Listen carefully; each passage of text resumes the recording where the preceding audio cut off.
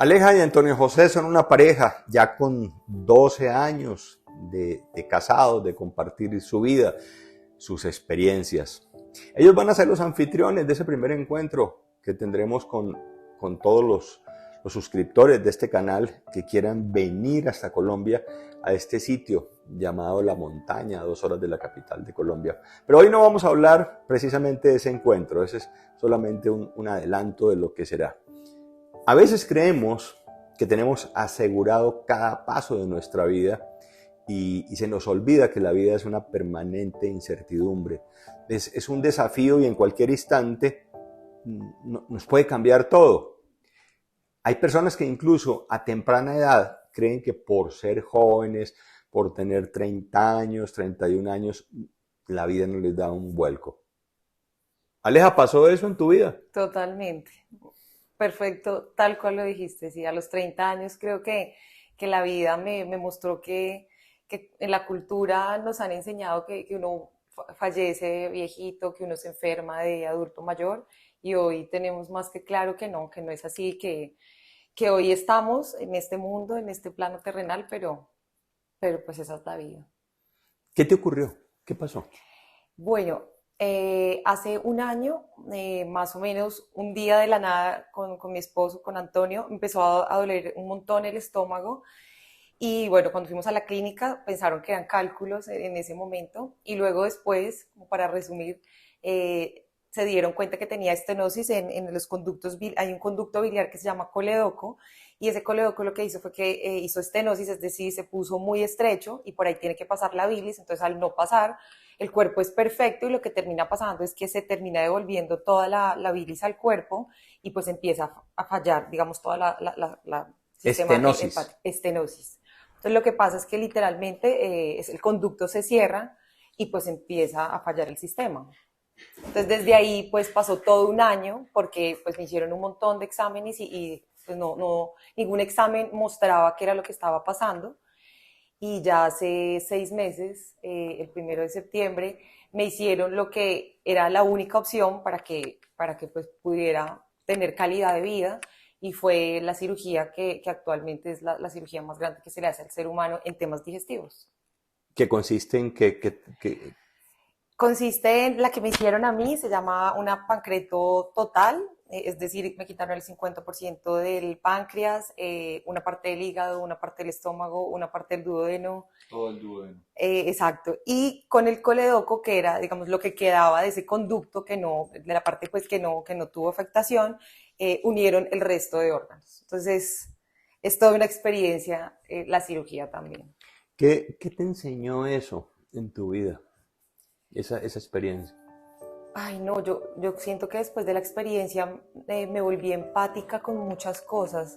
Me volví empática con las personas que viven con dolor. Siento que, digamos, en mi caso personal, yo nunca fui una mujer que tuviera alguna enfermedad o que mi familia, esto me dio de la nada, y me enseñó que cuando uno no está tan cercano al dolor y cuando uno vive con dolor y vivir con dolor todos los días, es un tema completamente diferente. O sea, realmente cuando uno realmente hace parte y entiende el diagnóstico, se da cuenta que el mundo cambia un montón en la forma en la que percibes a las personas, en la forma en la que te relacionas con las personas, en la forma en la que valoras a las personas. O sea, me cambió porque siento que ahora literalmente siento que vivo en gratitud. O sea, no tuve un montón de cosas porque esa fue la cirugía. El posoperatorio fue completamente diferente, fue afrontar dolor a un nivel que uno no se alcanza a imaginar y sobre todo uno no alcanza a imaginar que lo pueda soportar. Primero, segundo, entender que el sistema de apoyo, es decir, mi esposo, que yo le digo, él vivió todo conmigo, lo único que no sintió fue el dolor, pero él vivió literalmente las lágrimas, el levantarnos, el escuchar al médico, el miedo, y te hace empático a las personas, a las realidades de vida, al dolor, ay, a todo, le cambia a uno. O sea, yo soy una persona completamente diferente hace 6 meses, hace un año, porque con todo lo que pasaba antes, con el tema de no saber qué era también, me cambió por completo la vida. Después sí que a los 30 años soy una mujer completamente diferente. Sí. Y como pareja, ¿Qué ocurrió? ¿Qué pasó? Mira que nosotros siempre hemos sido, lo que mencionabas, llevamos 12 años y siempre hemos sido una pareja súper, súper cercana, o sea, siempre hemos tenido una linda relación, pero esto te conecta de un modo que nadie se alcanza a imaginar. Eso hablo yo con Antonio y lo que le digo es, una cosa es amar a una persona y otra cosa es amarla y agradecerle. O sea, vivir amor en gratitud es una cosa que te potencializa el amor. Porque yo cuando lo veo, y yo medito todos los días en la mañana y termino con procesos de agradecimiento. Y agradezco por mi salud, agradezco por mis seres queridos, agradezco por el esposo que tengo a mi lado, por mi compañero de vida. Pero sobre todo agradezco porque él estuvo ahí y yo siento que todos los días me comprometo a ser la mejor versión de mí misma como esposa. Entonces quiero ser la mejor esposa para él porque siento que él se merece esa mejor versión, porque él me dio su mejor versión cuando yo me sentía vulnerable. Y cuando dices mejor versión, ¿a qué te refieres?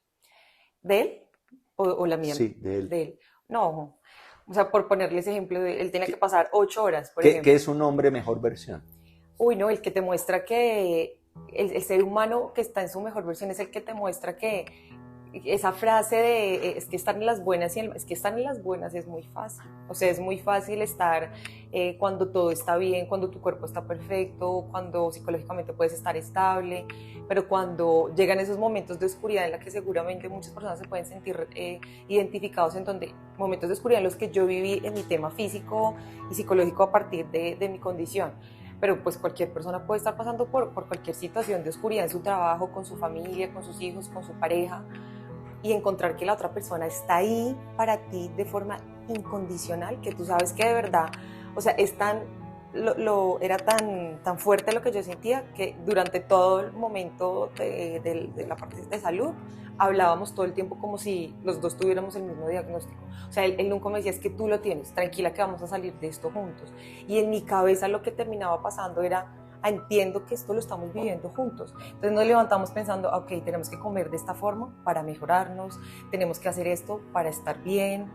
Entonces cuando tú entiendes que realmente no estás caminando solo por esta situación, sino que tienes a tu lado una persona que realmente es incondicional, no, esto lo hace mucho más llevadero.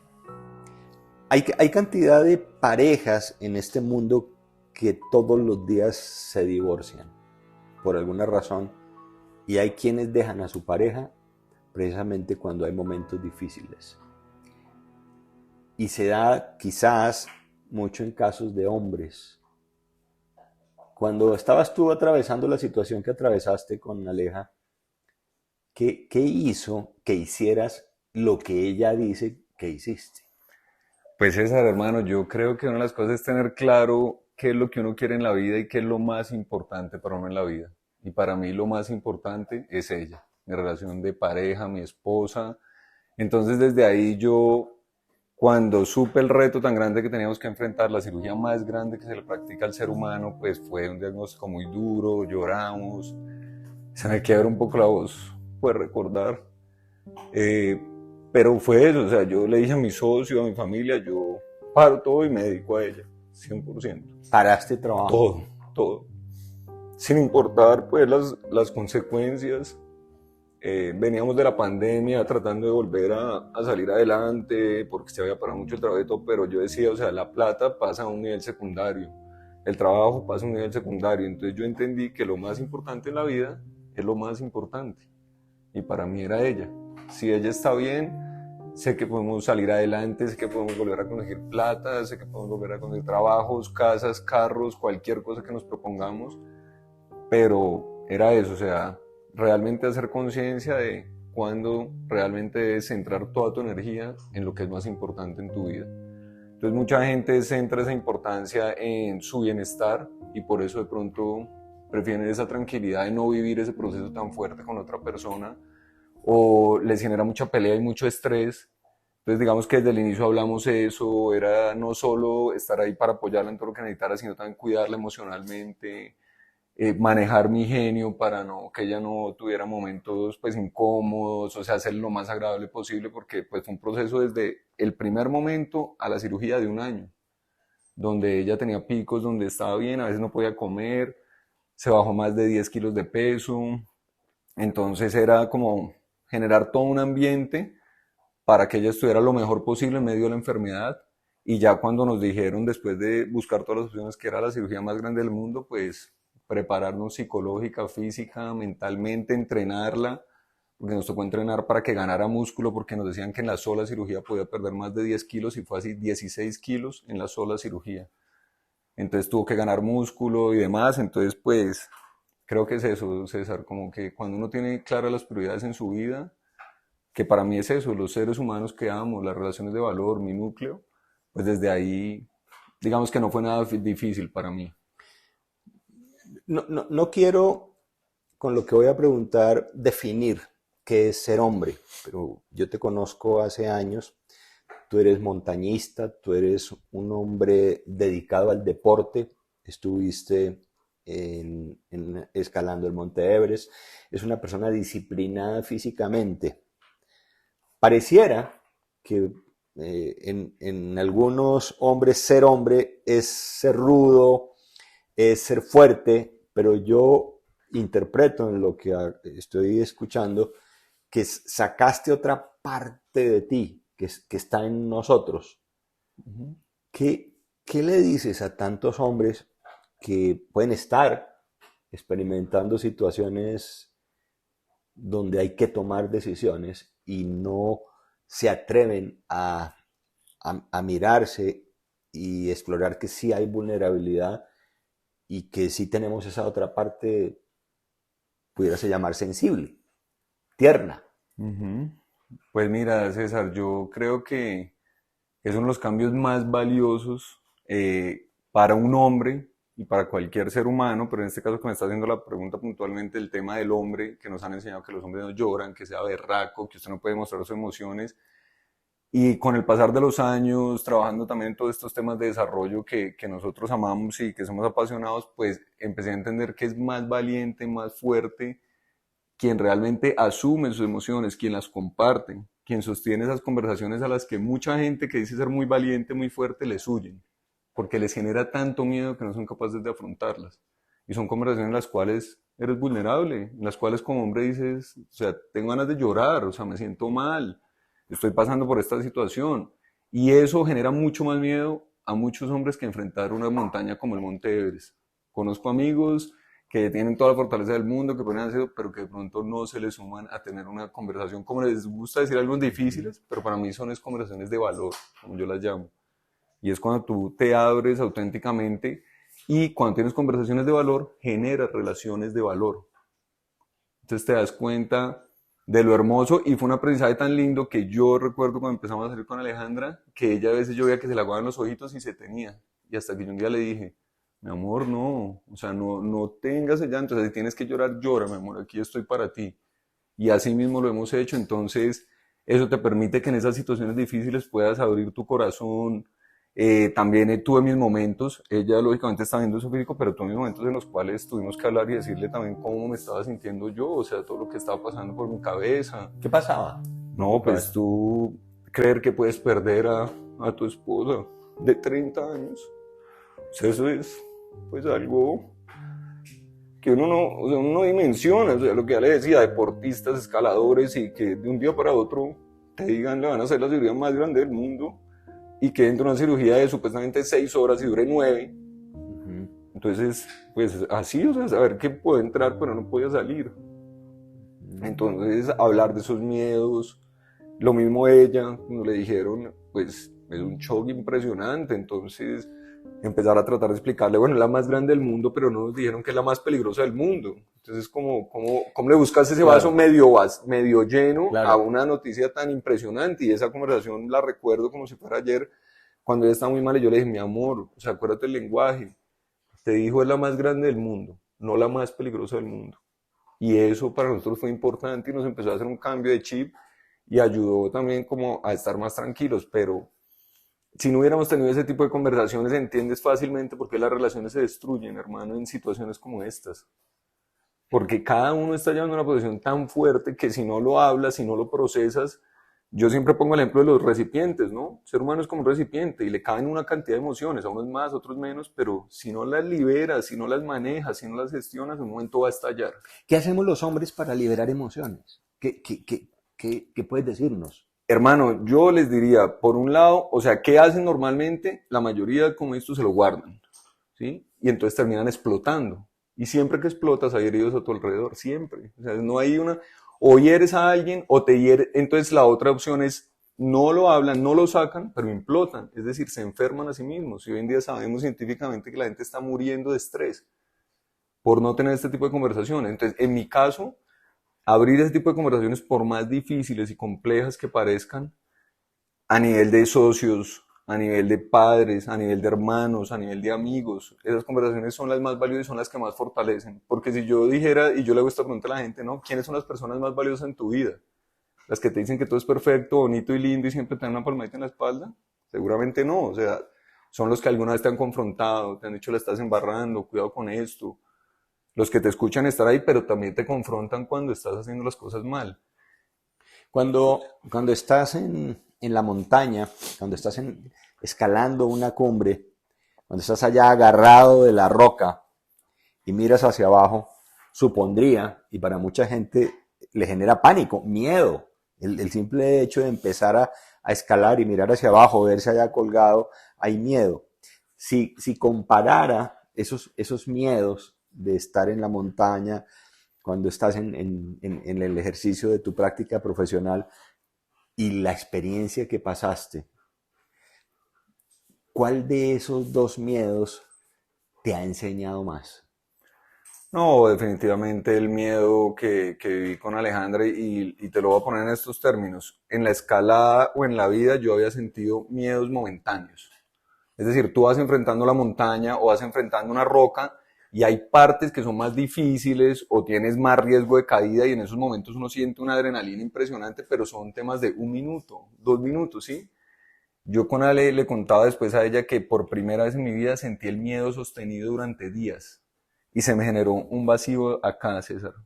Ale es psicóloga y ella me ha enseñado que hay que ponerle corporalidad a las emociones y yo al principio no entendía y con todo esto con entender se me generó un vacío en el estómago y no me lo podía quitar.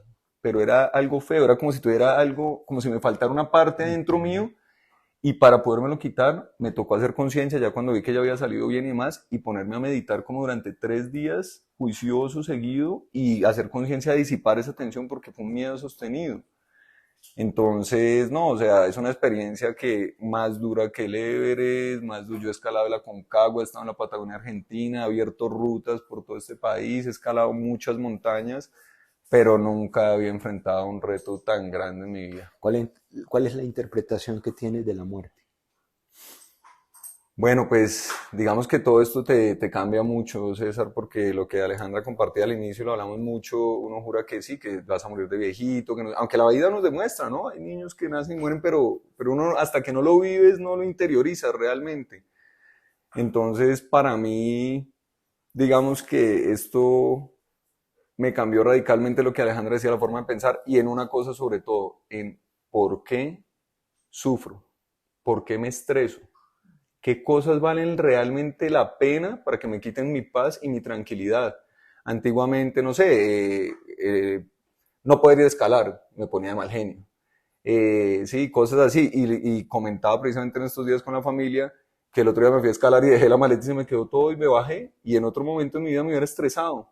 Hoy en día sé que eso no vale la pena. O sea, Hay cosas secundarias. secundarias, César. Esto trasciende. Perdóname la palabra, pero nos estresamos por pendejadas, hermano, por cosas que no valen la pena. ¿Qué vale la pena? ¿Qué vale la pena? Que tu familia esté bien, ¿sí? Que tengas salud, que tengas un círculo primario, es decir, esa familia constituida, que la cuides, que la ames. Básicamente es eso, o sea, como que lo que vale la pena es que todas esas personas valiosas en nuestra vida estén lo mejor posible y cuidarnos. Y si ese núcleo está bien, desde ahí son las bases para hacer lo que quieras. Llámese laboral, llámese sueños, llámese retos, escalar montañas, crear mi empresa. O sea, cualquier cosa puede ser mientras que ese núcleo esté bien. Aleja, las situaciones por las que los seres humanos atravesamos, divorcios, duelos, pérdidas de seres queridos que se nos van. Aquí en el canal hay madres que han perdido sus hijos, otros han perdido a sus padres, que han desaparecido, han muerto cuando menos esperaban. Hay personas atravesando por momentos económicos difíciles y se transita por distintas emociones. Se transita por distintas emociones y las emociones son como eso, nos cambian la vida en un momento, ¿no?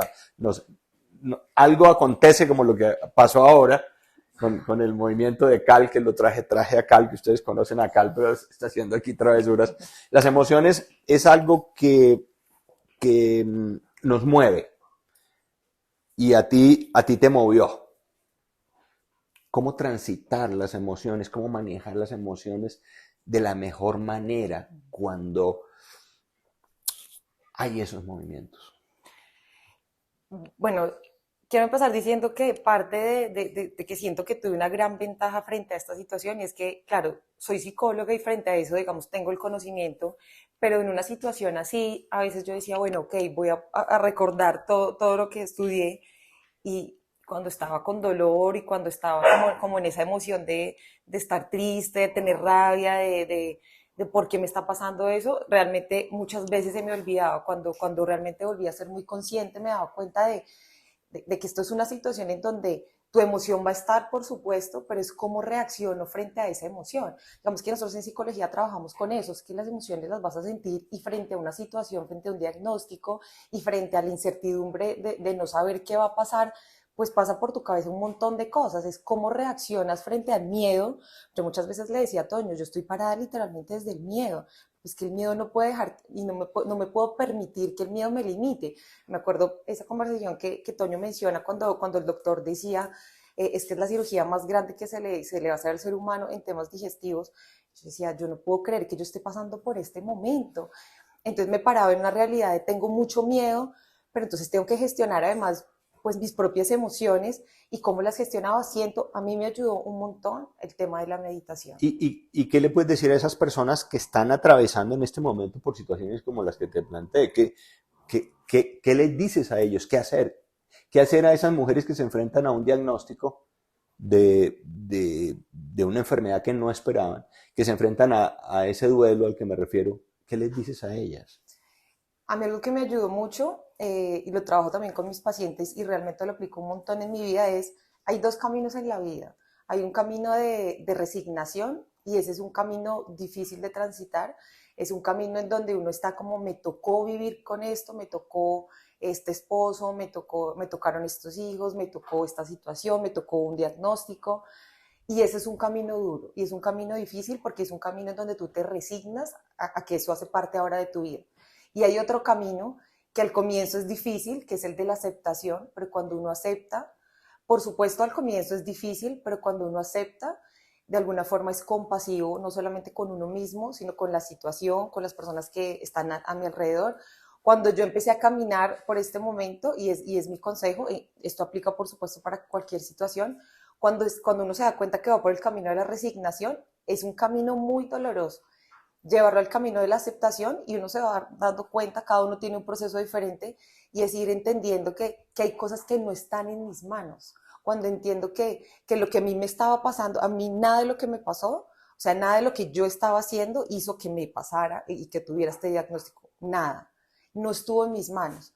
Entonces, cuando entiendo que nada de lo que está pasando está en mis manos, pues me doy cuenta que no puedo hacer nada. ¿Cómo realmente puedo disminuir, por ejemplo, y regular mis propias emociones? Es que está en mi control. Entonces, si en mi control está, en mi caso personal, ir a las citas médicas, tomarme el medicamento, cambiar mi alimentación, vivir una vida en donde pueda regular mis emociones, en donde pueda ayudar a gestionar las emociones de las demás personas, ahí es cuando realmente entro en un camino de aceptación, cuando soy compasivo y entiendo que es un momento, porque es que esa es la vida, o sea, realmente yo si algo puedo sacar de todo esto es que es un tema de resiliencia, es de que es difícil, sí, y que uno se cae y de verdad como las mamás, muchas veces mi mamá me lo dijo, es que uno se tiene que levantar y seguir adelante, porque esa es la vida, porque hoy a mí me tocó esto, pero hoy estoy bien, pero otras personas, entonces lo que mencionabas tú, se están separando, están peleando con sus parejas o tienen temas complejos con sus hijos,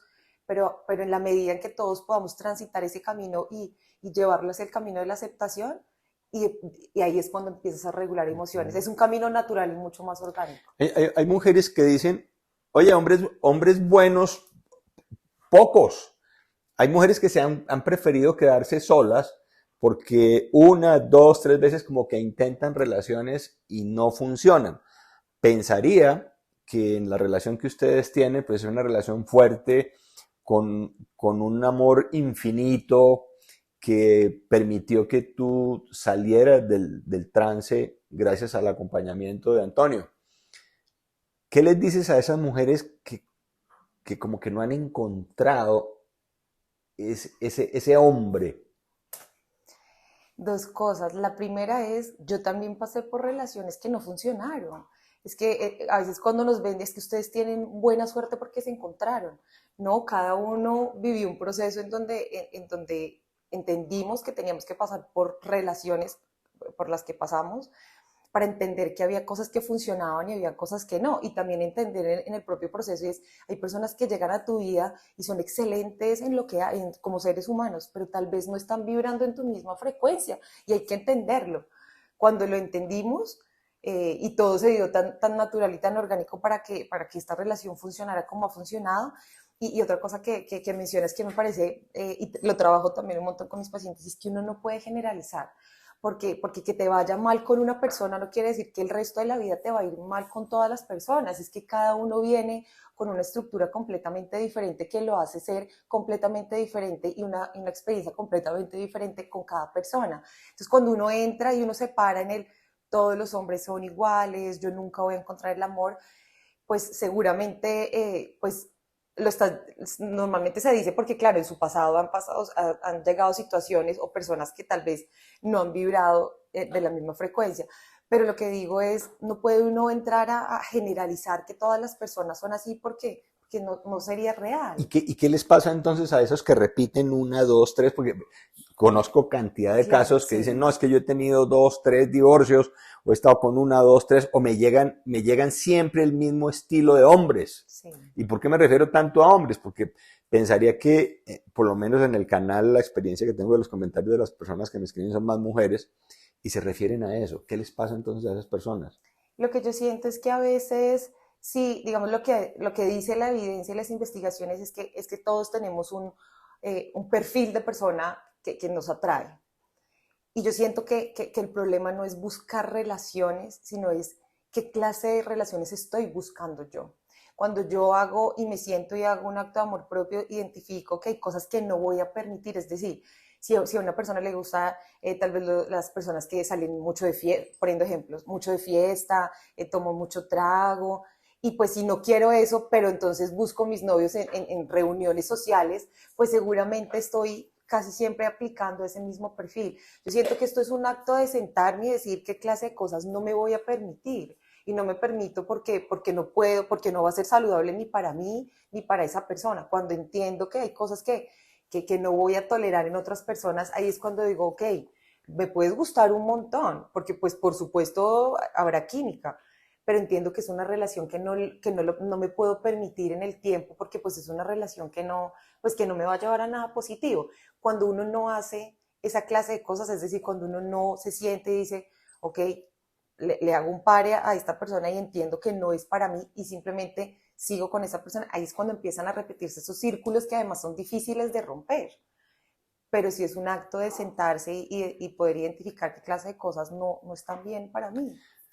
Me da la sensación escuchándote que tú eres una psicóloga que aparte de haber estudiado, de haber estado en el mundo de la psicología, de haberte profesionalizado en la psicología, has tenido una experiencia de vida que te permite comprender lo que puede estarle ocurriendo, en este caso a una mujer, como tú le llamas, a un paciente, lo que le puede estar pasando en su vida porque tú has vivido. Uno, pues has atravesado el tema de enfermedad que mencionamos hace un rato, estás viviendo una experiencia de pareja y esa experiencia de pareja estuvo estuvo matizada por una situación de enfermedad en este caso. Entonces, permite comprender la vida. Cuando tú te casaste tenías entonces como 20 años. Tú eres una niña. Sí, 23 tenía. 23 Nos años. conocimos a los 19. A los 19 Y años. me casé a los 23. ¿Y cuál es ese perfil de hombre que tú eliges en este momento, después de lo que has vivido? Uy, después de lo que he vivido, es lo que encuentro todos los días cuando me levanto con mi esposo. Encuentro un hombre responsable de sus emociones y de entender que tiene que gestionarlas y ayudar a gestionar el de otras personas primero. Y por supuesto es un camino porque la cultura no le enseña del día de la mañana. Uno no se levanta gestionando todas sus emociones y regulando todo. No, es un camino. Encuentro una persona amorosa en todo. Yo siento que el amor, para mí, lo representa el que somos tan presentes cada uno en todo, en el tema laboral, en el económico, en el de todo, en encontrar ese apoyo constante de todos los días, de estoy ahí para ti, pero de doble vía, el crecer juntos. Yo le digo a Toño, qué delicia cuando empiezas desde cero con alguien y todo lo vas creando y ves, hoy precisamente estamos en nuestra casa, nosotros literalmente hicimos nuestra casa con nuestras propias manos, es decir... No la mandaron a hacer, nada, la hicieron ustedes. La hicimos, o sea, nosotros pared que hay aquí. Todo, o sea, movimos el terreno, bajamos el ladrillo, hicimos del baño, o sea, hicimos absolutamente todo. Y cuando tú te das cuenta que transitas por todos los momentos de tu vida y siempre está esa persona presente y estás caminando, aquí literalmente yo siento que estoy caminando todos los días de la mano con Antonio, eso es lo que yo busqué y lo que encuentro todos los días en él, es ese apoyo incondicional. Las personas que quieren conversar contigo, que quieran de pronto ser escuchadas, ¿qué pueden hacer para conectarse contigo, para buscarte? Bueno, yo tengo mi empresa, se llama Vida y Equilibrio, nos pueden contactar en Instagram como Vida y Equilibrio Psicología, y pues ahí normalmente estamos todo el tiempo pues como dispuestos a atender a las personas que lleguen a nuestro espacio. Tenemos terapia individual, que es en lo que actualmente soy más fuerte. Vamos a empezar a hacer terapia de pareja. Tenemos cursos presenciales y en línea. Entonces, pues este es el espacio donde me pueden encontrar para acercarse. Antonio, cuando tú encuentras esta mujer que tienes al lado, ya habías tenido varias aventuras, muchos encuentros, pensaría que varias parejas. ¿Qué es lo que te estabilizó y dijiste, esta es? Hermano, yo, digamos, ahorita cuando los escuchaba conversar, pensaba en esa pregunta tan bonita que le hiciste a Alejandra de, bueno, ¿qué estabas buscando? ¿Y qué pasa con esas mujeres que han tenido una, dos, tres, llamémoslas derrotas, errores, como quieran? Yo no las llamaría así, yo las llamaría aprendizajes. Ajá. ¿Por qué? Porque eso que tú estás diciendo, y lo hemos hablado con Alejandra, no solo yo, por más que ella era joven, Alejandra fue una mujer, ella fue modelo, ella se fue de su casa muy temprana edad, respondía económicamente, o sea, una mujer que desde muy chiquita fue muy independiente, entonces ella también tuvo parejas, y fue igual de valioso saber qué quieres, pero también saber qué no quieres. ¿Qué es lo que no quieres? Entonces, yo que no quería en mi vida, por ejemplo, César, conflicto, peleas constantes. ¿Se te aparecían mujeres así, mujeres conflicto? Mucho, mucho, y fue una de las cosas que me hizo correr, porque yo decía, oye, yo no quiero esto para mi vida, o sea, yo soy un firme creyente que una relación, si se hacen acuerdos, si se comprende, todos tenemos errores, todos tenemos cosas por mejorar, que es otro tema que te iba a compartir, pero, pues digamos que no sea la constante, ¿sí? Eso es lo preocupante, cuando la constante es la pelea, cuando la constante es el conflicto, cuando la constante es el maltrato, cuando la constante es la falta de apoyo. Entonces también te hace ver es qué no quiero para mi vida. ¿Qué encontré en Alejandra que a mí me impactó? 1 mes y no peleábamos, 2 meses y no peleábamos, 3 meses y no peleábamos y la gente no nos creía. Llegamos al punto, César, de no compartir que no peleábamos porque la gente no nos creía. Y nos dimos cuenta que entonces a veces es como, estos están echando lora. Hoy en día, claro, hemos tenido discusión y más, pero nunca hemos tenido una pelea de maltratarnos, gritarnos, decirnos groserías o cosas fuertes, hirientes. Sí, de subir un poco el tono como todo ser humano, pero han sido escasas y tiene que ver con ese otro punto que te quería mencionar, y es que a veces también nos dicen qué alegría, que lo decía Aleja, que se encontraron, qué suerte la que tienen de poder compartir con una persona con la cual tienen tanta química, pero yo les diría, esto se ha construido día a día, momento a momento, pulso a pulso. ¿Por qué? Porque yo tenía cosas que no funcionaban para esta relación, que no aportaban, y les voy a contar una de ellas. Yo era un hombre que soy coach, soy comunicador social, periodista, trabajo en estos temas, pero por mi historia de vida, por muchas cosas que viví, tenía un genio de fondo en el cual no insulto, no maltrato, no grito, pero podía durar 2 días bravo y me ponía monosílabo. Entonces, sí, no, sí, no. Y mi cuento era, yo soy así, y es que así soy, y así es mi familia, y así era mi abuelo que no me pareció físicamente, y te empiezas a quedar con eso y a comerte ese cuento, a comprarte ese cuento, creértelo completamente, pero cada vez que profundamos más en estos temas empecé a entender que no. O sea, que es una decisión y que podía cambiar. ¿Por qué? Porque nuevamente, ¿qué es lo más importante para mi vida? Lo tengo claro, ella. Y si ella es lo más importante, pues yo tengo que hacer esos cambios. Entonces esto no ha sido por arte de magia, que nos encontramos y la química era perfecta, sino que pasé de ser un hombre que podía durar 2, 3 días bravo, a hoy en día no durar media hora, 20, 10 minutos máximo bravo. Y siempre es del respeto, ¿no? O sea, son acuerdos que también desde el inicio hablamos y, oye, por favor, nunca nos vamos a insultar, nunca nos vamos a decir groserías, o sea, no subamos la voz, no gritemos. Si estamos molestos, démonos un espacio, que son parte de las estrategias que he aprendido de Alejandra, de que el pico emocional, por ejemplo, dura 2 minutos. Y si tú quieres tener esa conversación álgida, cuando estás en el momento más molesto, con ira, pues el resultado no va a ser el mejor seguramente. Si te tomas esos 2 minutos, respiras, va y camina cada uno, la conversación después va a ser diferente. Entonces todo esto ha sido de aprendizajes y muchos amigos, personas cercanas, pues se han acercado a nosotros y nos han preguntado y yo siempre les digo eso, o sea, esto no es por arte de magia, esto no es, sino que tienes que tener claro que si es lo más importante en tu vida, pues ¿qué vas a hacer para que eso que es lo más importante esté bien? Voy a conectar esta conversación con lo que iniciamos. ¿Qué pueden esperar las personas que vengan a ese encuentro presencial que en su momento les vamos a decir cuándo es, cómo va a ser? Por lo pronto les voy a decir que va a ser 2 días ese encuentro. ¿Qué pueden esperar las personas que vengan aquí a la montaña? ¿Qué se pueden llevar? No, mira, yo creo de verdad que es un sitio hecho con todo el amor, con todo el cariño, especialmente diseñado para trabajo con grupos. Yo llevo ya, el otro día hacía cuentas, más de 15 años también ya transitando por este mundo.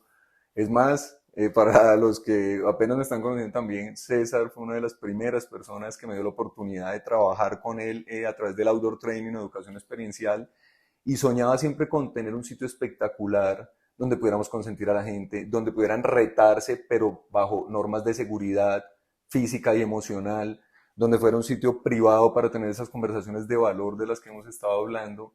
Entonces todo se ha creado desde el amor y ha sido un proyecto familiar donde toda mi familia ha aportado cada uno desde sus fortalezas y creo que cuando vengan lo van a sentir, porque cada grupo que ha estado acá nos ha dicho, se nota el amor, se nota el cariño, se nota el detalle, desde el alimento hasta el lugar. Entonces va a ser un lugar de verdad donde se van a retar, porque no podemos esperar, por ejemplo, nuevamente, volviendo a ese ejemplo de, es que siempre hago lo mismo y tengo las mismas parejas. ¿Quieres una pareja? Tienes que empezar a hacer cosas diferentes.